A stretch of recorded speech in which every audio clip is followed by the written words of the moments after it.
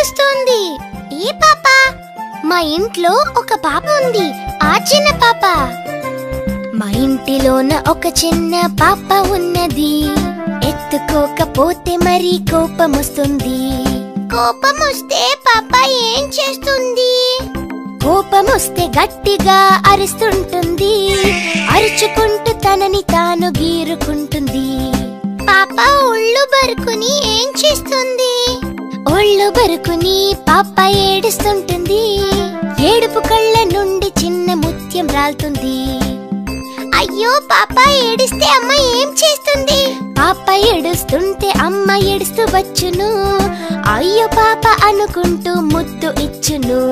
ఇప్పుడు తెలిసిందా పప్పు, పాప ఎందుకు ఏడుస్తుంది అని? అమ్మ కోసమే కదా. పాప పట్టిన మొండితనం సార్థకమైనది, మొండి చేసి ఏడ్చినదంతా అర్థమైనది.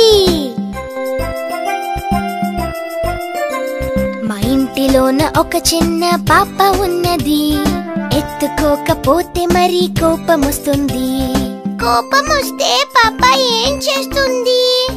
కోపమొస్తే గట్టిగా అరుస్తుంటుంది, అరుచుకుంటూ తనని తాను గీరుకుంటుంది. పాప ఒళ్ళు బరుకుని ఏం చేస్తుంది? ఒళ్ళు బరుకుని పాప ఏడుస్తుంటుంది. ఏడుపు కళ్ళ నుండి చిన్న ముత్యం రాలుతుంది. అయ్యో పాప ఏడిస్తే అమ్మ ఏం చేస్తుంది? పాప ఏడుస్తుంటే అమ్మ ఏడుస్తూ వచ్చును. అయ్యో పాప అనుకుంటూ ముద్దు ఇచ్చును. ఇప్పుడు తెలిసిందా పప్పు, పాప ఎందుకు ఏడుస్తుంది అని? అమ్మ కోసమే కదా. పాప పట్టిన మొండితనం సార్థకమైనది, మొండి చేసి ఏడ్చినదంతా అర్థమైనది.